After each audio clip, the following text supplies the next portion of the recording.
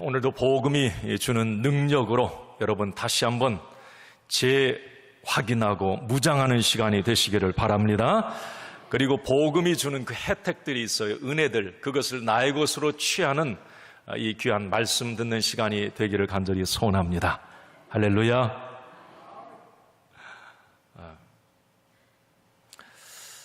살다 보니까 그런 걸 느껴요. 인생에 이제 크고 작은 문제를 우리가 만나는데 원리를 알면 의외로 쉽게 그 문제가 풀리는 경우가 많아요. 나는 참 힘들 거다 생각을 했는데 어떻게 쉽게 그 문제가 풀려집니다. 제가 그런 생각도 들어요. 우리가 수학, 과학 할 때도 이 공식과 원리를 알면 거기 갖다 대입하면 답이 나오잖아요. 제가 예전에 참 수학을 되게 못했거든요. 그 원리 공식을 알기 전에는. 근데 이 공식을 알고 그 원리를 알면 너무 재밌는 거예요. 너무 쉽고. 제가 이걸 믿음에 좀 적용해 보면 똑같다는 생각을 해봤어요. 이 믿음도 원리와 공식이 있습니다. 이걸 알면 믿음 생활하는 게 재밌어요. 믿음이 복잡한 게 아니거든요. 여러분, 성경에 모든 성경의 이야기가 다 믿음 이야기예요. 그런데 우리가 성경을 볼 때 어떻습니까? 잘 와닿지가 않을 때가 많아요. 딴 나라 이야기, 생소한 지명, 생소한 사람 이름, 그리고 특별히 어떤 예수님의 기적 사건들 이렇게 보면 뭐야 이거 전혀 상식적이지도 않고 와닿지가 않죠. 복잡한 것 같고. 자, 그런데 성경을 깊이 들여다보면 이 맥이 있어요. 이걸 이제 잡아내면 그 사람 성경 잘 알고 있는 거야. 이 성경을 전체적으로 66권을 깊이 들여다보고 또 반복해서 이렇게 읽다 보면 성경에 공통된 이 공식이 있다는 걸 알게 됩니다. 그게 믿음의 공식이에요. 자, 그걸 이제 깨닫게 되면 이 믿음이 너무 재밌는 거예요. 믿음 안에서 또 하나님이 주시는 그 어떤 은혜의 축복, 그 영적 자원들이 다 이렇게 깨달아지고 느껴지는 거야. 제가 이 로마서 강의하면서 이제 그걸 거듭 깨닫게 되는 거예요. 이 로마서는 성경 66권의 이 믿음 이야기를 하나의 공식으로 딱 만들어 놓은 게 이 로마서예요.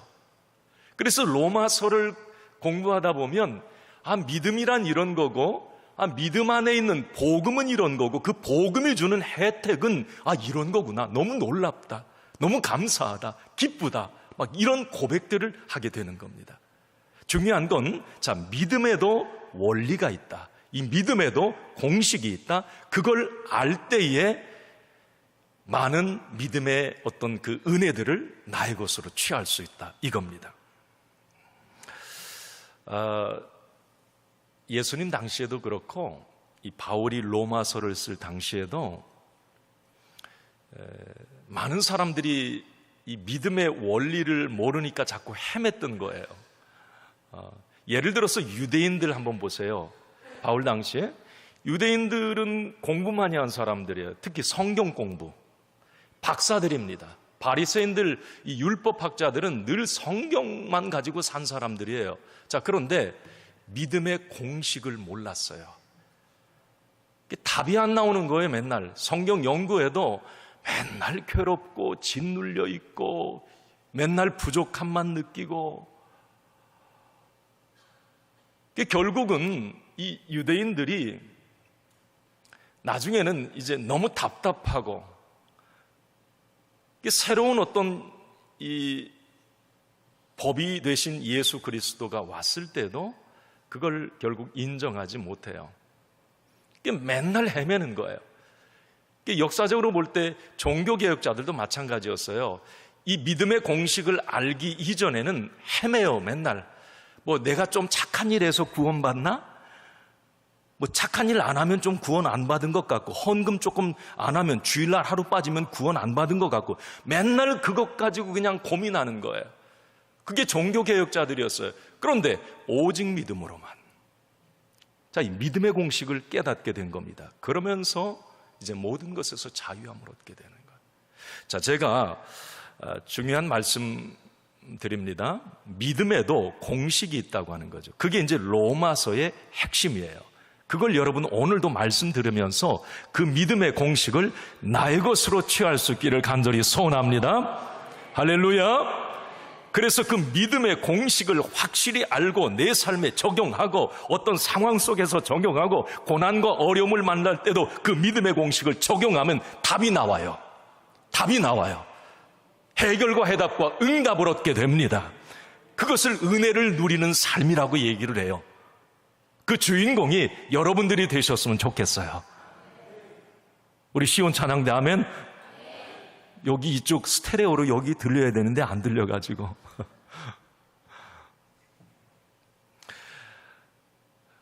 여러분 이 복음이라고 하는 것이 이제 믿음의 공식 안에 있는 이 답을 복음이라고 얘기하는데 한번 스크린 한번 좀 보여주시겠습니까? 제가 이제 복음 얘기할 때 사도행전에서도 이게 중심이에요. 요건 놓치면 큰일 납니다. 이게 믿음의 공식을 딱 대입하면 이 답이 나오게 되어 있어요. 우리는 저 은혜를 누리며 사는 거예요. 자, 복음의 중심 하면 여러분 뒤에 한번 크게 선포하십시오. 복음의 중심, 복음의 사건, 복음의 능력 다 지워주세요. 자, 한번 이제 하실 수 있겠어요? 자, 2부 예배 때는 세 번째는 못하더라고. 그래. 자, 다시 한번. 자, 복음의 중심, 복음의 사건, 복음의 능력. 할렐루야, 잘하셨습니다. 여러분, 믿음의 공식에서 자, 어떤 대입을 하면 답이 나오는데 그 답은 우리에게 은혜거든요. 그걸 복음이라고 그래. 기쁜 소식. 그런데 그 복음의 중심은 누구냐? 예수 그리스도예요. 그 예수 그리스도를 통해서 일어난 사건이 뭔가? 십자가와 부활입니다. 그 십자가와 부활의 사건을 믿을 때에 복음의 능력이 나타나는데 그게 구원과 영생과 천국이에요. 우리는 삶에서 믿음 생활하면서 은혜를 누리면서 살아요. 만약에 예수 믿으면서 이 공식 이외에 다른 공식을 어떤 적용한다면, 다른 답이 나온다면 그건 이단이고 사입입니다. 꼭 복음에는 저 답이 나와야 돼요. 저게 답이에요. 저게 우리를 자유케 하고 저 복음이 있어야 우리는 구원받고 천국 백성이 될 수가 있는 거예요. 여러분 예수 믿으면 아멘 합시다. 할렐루야. 아멘. 우리는 저 복음을 믿어요. 오늘 이제 로마서 4장 이 믿음의 공식의 아주 중요한 답을 이제 구체적으로 얘기하고 있는데, 자, 여러분, 로마서 우리 그동안 이제 공부할 때, 자, 로마서 1장, 2장, 3장은 죄에 대해서 얘기를 했어요. 그래서 제가 막 지적하고, 죄는 이거다, 우리는 이런 죄인이다. 1장은 이방인의 죄에 대해서, 하나님을 모르는 사람은 이런 죄를 짓고 살아. 2장에는 하나님을 믿는데도 죄를 져. 유대인들 특히. 유대인의 죄. 3장은 모든 인류의 죄에 대해서 전반부에 얘기를 해요. 전 인류의 죄. 그래서 1장, 2장, 로마서 3장까지 보면 모든 사람은 죄인이다. 의인은 하나도 없다. 이게 답이에요. 자, 그러면 죄의 삭은 사망입니다. 모든 사람은 죄인이다. 의인은 없다. 그러면 죄인인 모든 인간의 결론은 뭐냐? 지옥이에요. 하나님의 진노, 심판 아래 놓이게 되는 거예요. 그러니까 우리는 지옥 갈 수밖에 없는 존재들이에요. 자연인의 상태에서는. 자, 그런데 놀라운 것은, 자, 모든 사람이 죄인일 수밖에 없는 이런 상황에서 로마서 3장 후반부에는 하나님이 위대한 선언을 하나를 발표합니다. 새 법이 발표가 돼요. 이 놀라운 은혜입니다. 그 새 법은 인류를 죄에서 건져낼 법이고 지옥 갈 우리를 천국으로 끌어내는 새로운 법이에요. 그 법이 선포가 됩니다. 제가 지난 시간에 그 법을 발표하면서 너무 기뻤어요. 자, 로마서 3장 21절 한번 보여주십시오. 한번 읽습니다. 시작. 이제는 율법 외에 하나님의 한 의가 나타났으니 율법과 선지자들에게 증거를 받은 것이라. 아멘. 율법 외에, 자, 유대인들 너희들 구약의 율법 잘 지켜서 뭔가 행위가 똑바라서 착한 일에서 구원받아? No. 그것으로는 한계만 느낄 뿐이야. 내가 죄인이라고 하는 것을 갈수록 더 깨달아. 숨 막혀서 못 살아. 자, 그런데 그 율법 말고, 구약 말고 그 외에 새로운 하나님의 한 의가 나타났어요. 새 법이 공포가 되었습니다. 그 새로운 하나님의 법을 믿고 그 하나님의 법을 적용받으면 누구든지 구원과 영생과 천국을 얻게 됩니다. 이것을 복음이라고 말하는 거예요. 그래서 사도 바울이 아까 3장 21절 그 이전에 1장에서도 이 복음에 대해서 한번 확실히 딱 선포하죠. 한번 1장 17절 봅시다. 시작. 복음에는 하나님의 의가 나타나서 믿음으로 믿음에 이르게 하나니 기록된 바 오직 의인은 믿음으로 말미암아 살리라함과 같으니라. 아멘. 하나님의 새로운 의가 나타났는데 그게 복음이라는 거예요. 왜? 우리를 자유케, 죄에서 자유케, 지옥 갈 하나님의 진노 아래 놓여 있는 우리를 끌어낼 새 법이기 때문에 복음이라는 겁니다. 그 복음의 핵심은 오직 믿음으로만, 따라합시다. 오직 믿음으로만. 와.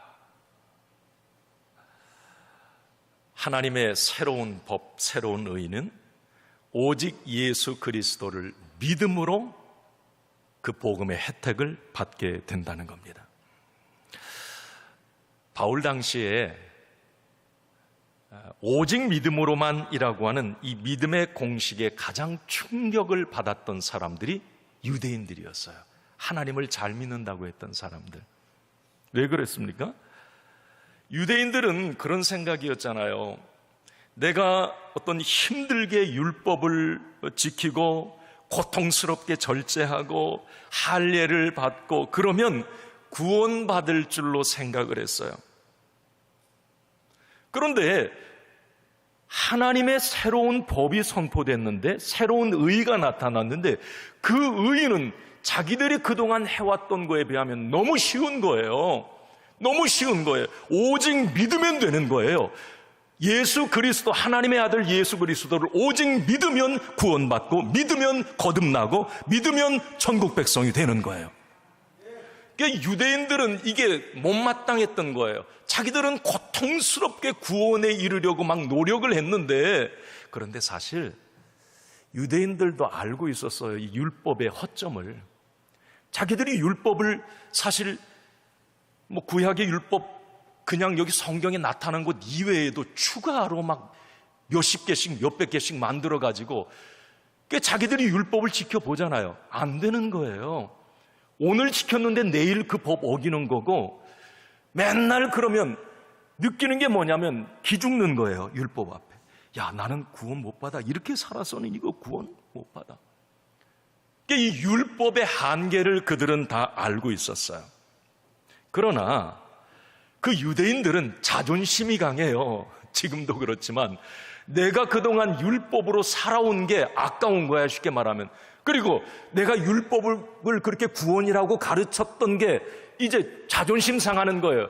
그러니까 새로운 하나님의 의, 예수 그리스도 구원자가 왔어도 믿으려고 하지 않았던 거예요. 그게 결국 십자가에 못 박잖아요. 그 예수님이 구약에 예언한 메시아 구원자라고 하는 걸 유대인들도 알고 있었단 말이에요. 그런데 자존심이 용납 안 하는 거야. 내가 어떻게 살았는데, 어떻게 할례 받았는데, 내가 누군 줄 알아? 결국 하나님의 진노 아래 놓일 수밖에 없는 거죠. 지금 이 로마서를 받을 이 로마에 있는 당시의 이 그리스도인들도 유대인들이 상당히 많았어요. 그 유대인들도 늘 입만 열면 무슨 얘기야? 오직 믿음으로만? 아니야, 좀 부족해. 할례, 야, 이리 와, 할례 받게. 할례 받고, 그리고 율법 요거 지켜야 돼. 그래야 구원받아. 오직 믿음으로만 아니야. 바울은 그 소식을 들었던 거야. 자, 그래서 오늘 이 사도 바울은 확실히 못 박습니다. 오직 믿음으로만, 오직 예수 그리스도를 믿음으로만 구원받습니다 라고 하는 거예요.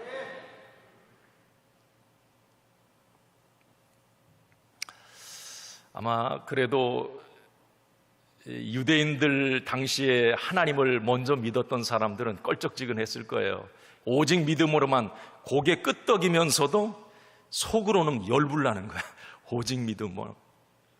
그래서 오늘 4장에 아주 중요한 바울의 절묘한 한 수가 여기에서 딱 오늘 4장에 등장하는데, 당시 하나님을 잘 믿는 유대인들이 가장 존경하는 두 사람을 증인으로 사도 바울이 불러냅니다.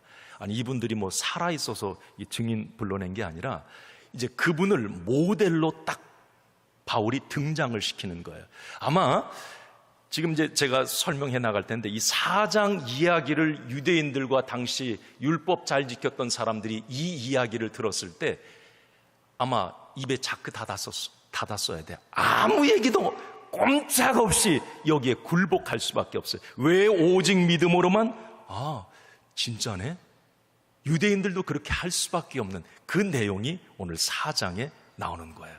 자, 오늘 사도 바울이 두 사람을, 이 사람도 오직 믿음으로만 하나님의 복을 받았고 선택받았고 축복받았어, 이 이야기를 이제 하는데, 그 두 증인이 아브라함과 다윗입니다. 오늘 4장에 이제 등장하는 거예요. 여러분, 아브라함 하면 우리 잘 알죠? 믿음의 조상, 이스라엘의 시작, 민족의 시작이 아브라함이에요. 유대인들은 아브라함만 나오면 그냥 확 기죽는 거예요. 아브라함, 우리 믿음의 대조상, 시작, 꼼짝없어요. 다윗, 이스라엘 사람들이 지금도 국기에 보면 별, 이스라엘 국기에 별이 있잖아요. 그게 다윗의 별이에요. 이스라엘 유대인들은 지금도 다윗을 최고로 쳐주는 거예요. 자, 그럼 다윗, 그 사람이 어떻게 구원받았고 하나님 마음에 합한 자가 돼? 잘나서? 행동이 똑바라서? 아니야. 오직 믿음으로만이야. 이걸 내가 증명할게. 바울이 지금 그러는 거예요. 자, 오늘 여러분들이 이 말씀을 듣다가, 아, 그렇구나. 내가 예수 그리스도를 만난 건 이건 축복이구나. 내가 예수 그리스도가 나의 구원자로 믿어지는 게 이게 복음이요, 이게 나에게 은혜구나. 여러분, 감사하는 시간이 되시길 바랍니다. 자, 여러분, 아브라함 한번 이해를, 시간 딱 되는 데까지만 할게요. 자, 아브라함, 오늘 1절에서 5절까지는 이 사도 바울이 아브라함에 대해서 얘기를 해요. 자, 보세요. 아까도 말씀드렸지만 이 아브라함은 신앙의 원형이에요. 원형, 이건 출발이라는 말이에요. 이건 이 아브라함은 사실 이스라엘 유대인들만 막 존경하고 하는 사람이 아니라, 지금 우리도 아브라함을 너무 잘 알아요. 우리도 이 아브라함이 믿음의 시작이었던 걸 우리도 인정할 수밖에 없어요. 자, 그런데 바울이 오늘 이제 말씀에서 4장에서 이렇게 딱 질문을 합니다. 자, 우리에게, 유대인들에게 이렇게 질문하는 거예요. 잘 들어보세요. 아브라함이 믿음의 조상으로 선택을 받고 그가 복을 받은 이유가 무엇인 줄 아십니까? 바울의 이야기예요. 아브라함이 왜 하나님이 아브라함을 선택하셨고 그 아브라함에게 그렇게 복을 주신 줄 아세요? 그러면서 바울이 곧바로 뭐라고 하느냐면, 아브라함이 율법을 잘 지켜서 행위가 완전해서, 아니면 하나님의 말씀에 완벽히 순종해서 하나님이 그를 선택하고 복 주신 줄 아십니까? 당신들 그렇게 생각하세요? 자, 오늘 1절, 2절을 한번 봅시다. 시작. 그런즉 육신으로 우리 조상인 아브라함이 무엇을 얻었다 하리요? 만일 아브라함이 행위로서 의롭다 하심을 받았으면 자랑할 것이 있으려니와 하나님 앞에서는 없느니라. 아멘. 이게 무슨 말이에요? 제가 아까 질문이에요. 당신들이 그렇게 존경하는 아브라함이 왜 선택받고 복의 시작이 되었습니까? 행위로서인 줄 아세요? 당신들이 그렇게 잘 지키는 율법을 잘 지켜서 아브라함이 그렇게 하나님이 사랑해 주신 줄 아세요? 행위로는 아브라함 깜도 안 돼요. 자랑할 게 하나도 없어요. 그 이야기입니다. 자, 그러면 유대인들이 아마 그런 질문에, 아니 그러면 왜 쓰셨는데요, 아브라함을? 자, 바울이 3절에 곧바로 이야기를 합니다. 3절을 한번 봅니다. 성경이 무엇을 말하느냐? 아브라함이 하나님을 믿음에 그것이 그에게 의로 여겨진 바 되었느니라. 아멘. 자, 아브라함이 하나님을 믿음에 그것을 하나님은 의로 여겼다라고 하는 거예요. 그러니까 아브라함이 행위가 뭐 특별히 착해서 뭘 잘해서 아니에요. 행위로는 하나도 아브라함 자랑할 게 없어요. 그런데 아브라함이 하나님을 믿었다고 하는 그 믿음 때문에 그 아브라함을 선택하시고 복을 주셨다는 거예요. 자, 무엇 때문에? 믿음 때문에. 무엇 때문에? 믿음 때문에. 오직 하나님을 믿음으로. 이게 이제 바울이 오늘 3절에 이 말씀을 하는데, 이것은 이미 하나님이 아브라함을 부르실 때 창세기 15장 6절 한번 보여주세요. 하나님이 하신 거예요. 말씀하신 거거든요. 시작. 아브라함이 여호와를 믿으니 여호와께서 이를 그의 의로 여기시고. 믿었기 때문에, 그 믿음 때문이라는 거예요. 자, 무슨 말입니까?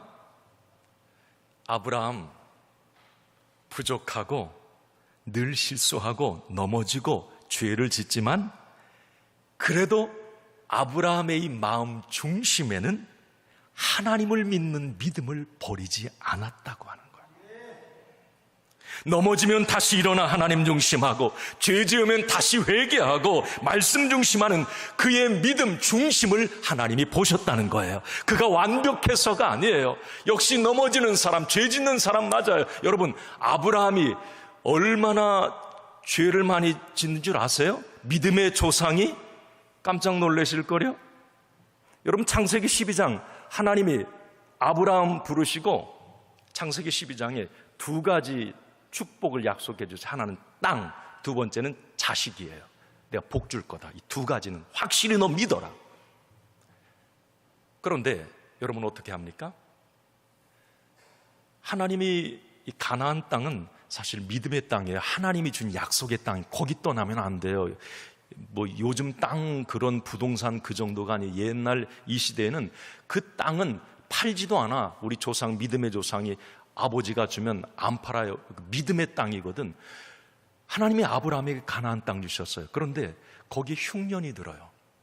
그러니까 이 아브라함은 곧바로 하나님의 약속 다 땅 거기 조금 참고 견디면 하나님이 더 큰 복 주실 텐데 불신앙의 땅 애굽으로 이사를 가버리죠.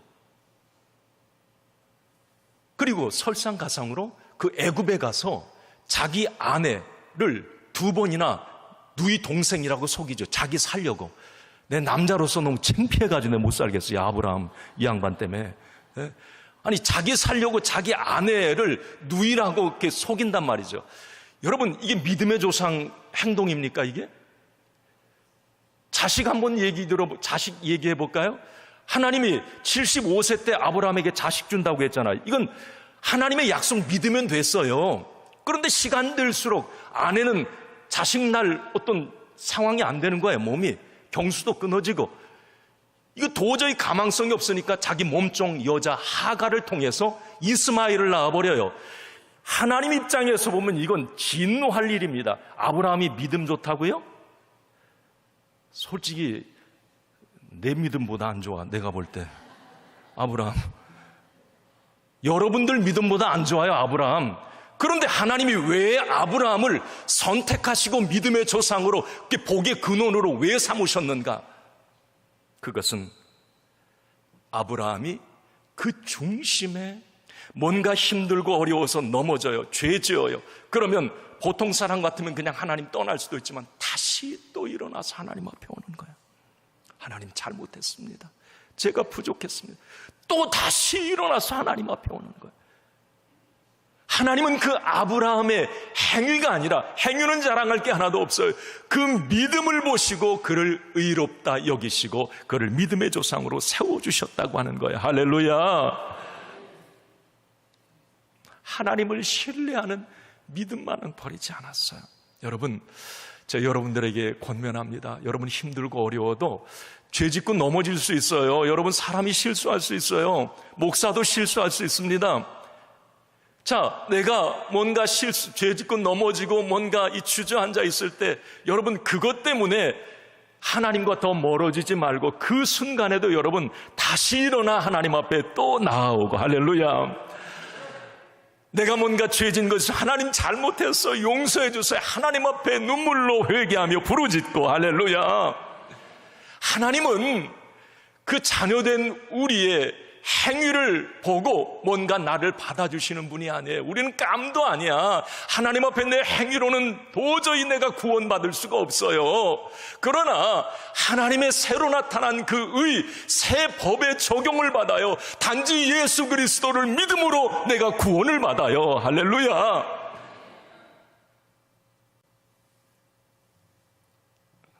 이것이 은혜야. 그래서 하나님이 복음 나에게 주신 것은 이건 은혜야, 은혜. 내가 노력해서 얻은 게 아니야. 사도 바울이 이 아브라함 얘기를 이제 그 정도 딱 해놓으니까 유대인들이 어떤 생각, 내가 그걸 못 봤네? 맞네. 하나님을 믿어. 아브라함이 진짜 뭐 잘못한 게 많구나. 그때 사도 바울이 곧바로 4절, 5절 한 가지 기가 막힌 예를 듭니다. 오늘 4절, 5절 같이 읽습니다. 시작. 일하는 자에게는 그 삭시 은혜로 여겨지지 아니하고 보수로 여겨지거니와 일을 아니할지라도 경건하지 아니한 자를 의롭다 하시는 이를 믿는 자에게는 그의 믿음을 의로 여기시나니. 아멘. 이게 무슨 말이냐면요, 우리가 누리는 이 복음의 혜택은 행위와 무관하다는 걸 4절, 5절에서 말하는데, 예를 들면 이거예요. 4, 5절 예는 이겁니다. 만약에 내가 어떤 집에 가서 하루 일을 해. 그럼 임금을 줄 거 아니에요. 그 품삯을 줄 거 아닙니까? 내가 아침 6시부터 가서 예를 드는 거예요. 5시까지 일했다. 그러면 거기에 정한 품삯, 내가 일하고 대가를 받으면 그건 은혜가 아니에요. 그잖아요. 그건 당연한 대가를 받은 거야. 자, 그런데 내가 일도 안 했어. 우리 마태복음 20장에 그 한 데나리온 품꾼 이야기 여러분 잘 아시잖아요. 아침 6시부터 온 일꾼, 그리고 저녁 5시에 일 끝나는데 1시간 전에 주인이 가서 일꾼을 불러와요. 그런데 일 끝나니까 똑같이 한 데나리온을 주는 거야. 아침 6시부터 온 사람이 열받은 거예요. 나는 하루 종일 일했는데, 아니, 니는 한 데나리온 정해진 거 아니야? 받아가 임마. 그런데 1시간이라고 하루 품삯을 받는 사람은 은혜인 거야. 이건 은혜잖아요. 그건 거저 받은 건 아니에요. 자, 4절 5절이 그 이야기예요. 일한 대가를 받으면 은혜로 여겨지는 것이 아니에요.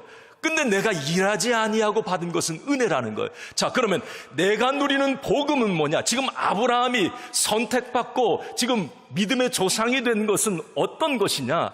그건 하나님이 자기가 잘해서 대가로 하나님이 주신 것이 아니라 하나님이 거저 주시는 은혜였다라고 하는 것입니다. 야,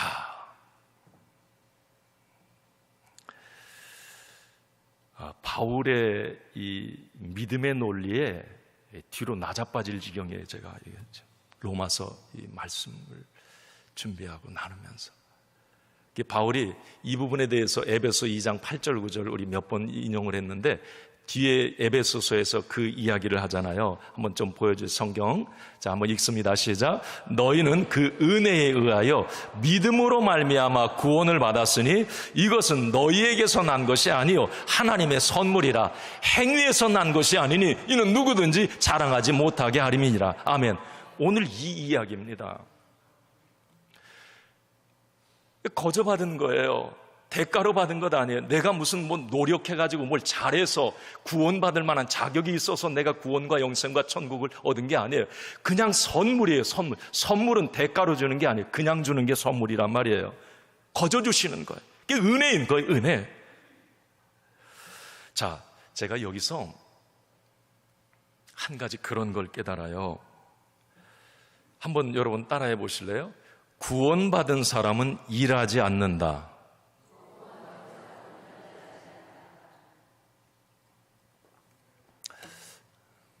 이게 무슨 말이지? 맞는 말인가? 괜히 따라하긴 했는데 이게 다시 한번 따라합시다. 구원받은 사람은 일하지 않는다. 맞아요? 틀려요? 대답하지 마세요. 이건 이해를 해야 알 수가 있어요. 여기 오늘 이제 4절 5절 아까 일 이야기를 하면서 일한 대가를 받으면 그건 은혜가 아니다. 자, 그러면서 일을 5절 상반절에 일을 아니할지라도, 일을 안 해도 받는 게 은혜야? 복음이야? 아, 그렇구나. 여기서 여러분, 일이라고 하는 것은 나의 노력, 어떤 행위를 얘기하는 거예요. 그러니까 내가 구원받으려고 막 어떤 노력을 하고 뭐 어떤 행위를 한다고 그거 포기하라는 겁니다. 그건 율법이야. 율법적 생활. 그러니까 예를 들면 내가 막 주일 성수 막 열심히 하고, 물론 빠지지 마세요. 그렇지만 뭐 주일 성수 열심히 하고 막 봉사하고 뭐 헌금을 하고 뭘 이렇게 해야 구원받기 위해서 그 일을 한다? No, 내려놔라. 그 일을 하지 말라는 겁니다. 구원받기 위해서 하지 말고 내게 이미 주신 구원, 그 은혜에 감사해서 주의 일하는 거야. 아멘이죠?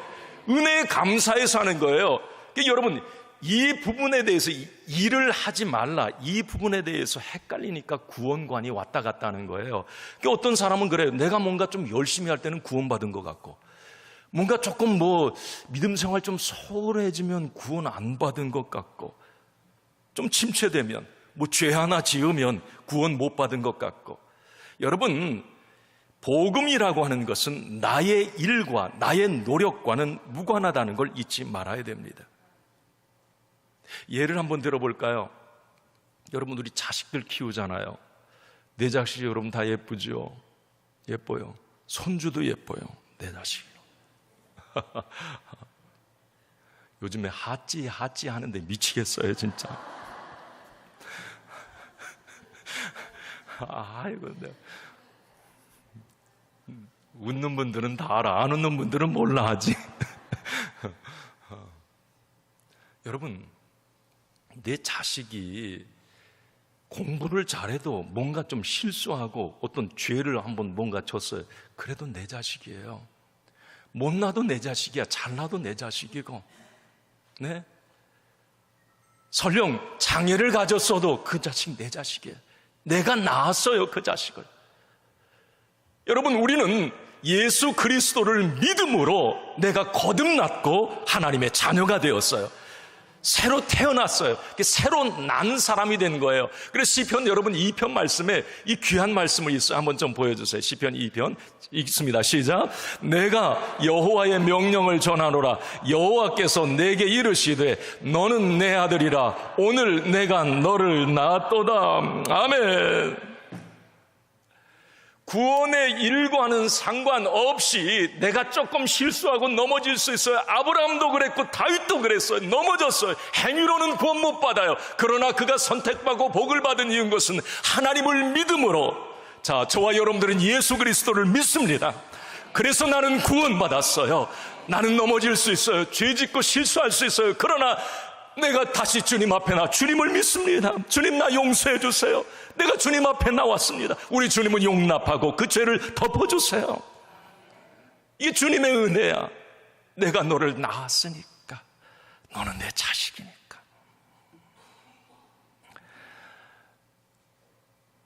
아브라함의 이 예를 이 바울이 들고요.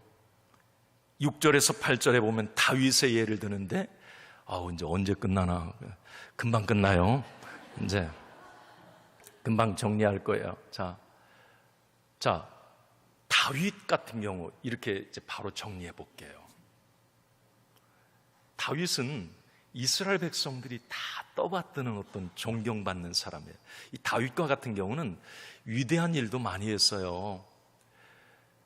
원래 예루살렘 수도를 헤브론에서 예루살렘으로 옮긴 것도 다윗이고, 그 예루살렘에 법궤를 옮겨와서 안치한 것도 이 다윗이에요. 다윗은 그 시대 다윗 왕이 통치할 그때에는 영토도 많이 넓었고요, 정치, 경제, 문화 모든 부분이 안정됐던 때가, 이 평화로운 때가 다윗 통치 시대예요. 그래서 이스라엘 백성은 다윗 왕만 하면 깜빡 죽는 거예요. 가장 존경하는 인물이야. 우리 세종대왕 막 존경하듯이. 그게 이 다윗, 그 다윗을 이 바울이 증인으로 불러내면서 요지는 그거예요. 다윗이 왜 그렇게 하나님의 복을 받고 쓰임 받은 줄 아십니까? 다윗이 행위가 올바라서요? 자랑할 게 많아서요? 착한 일 많이 해서요? No. 여러분, 다윗 참, 나 이 다윗 형님 생각하면 아니, 밧세바를 범하는 간음죄 짓지요? 그 밧세바의 남편 우리야 전쟁터 맨 앞에까지 계획적으로 내보내서 계획살인 저지르죠? 이 못된 사람, 야, 요즘 말로 말하면 사형감이에요. 아주, 야, 저런 사람이 어디 여기 뭐 성경에 나올 수도 없는 사람이야. 자, 그런데 하나님은 그 사람을 내 마음에 합한 자라고 얘기를 해요. 그가 행동이 뭐 올바라서 하나님 말씀에 늘 순종을 해서 아니에요. 여러분, 제가 느끼는 것은 이 시편에 다윗의 시편이 참 많거든요. 우리 시편 보면, 그 시편을 보면 다윗의 그 어떤 삶의 간증들이 거기 고스란히 나오는데 뭐냐면 죄 지어요. 그러면 하나님 앞에 막 침상이 젖을 정도로 탄식하며 울며, 하나님 잘못했어요. 주의 영을 내게 거둬가니까 나 못 살 것 같아요. 우슬초로 나를 정결케 하시고 주의 영을 내게서 거두지 마세요. 막 그러면서 하나님 앞에 몸부림치면서 기쁘면 막 하나님 찬양. 다윗 넘어져요. 다시 일어나요. 주님 앞에 다시 나와요.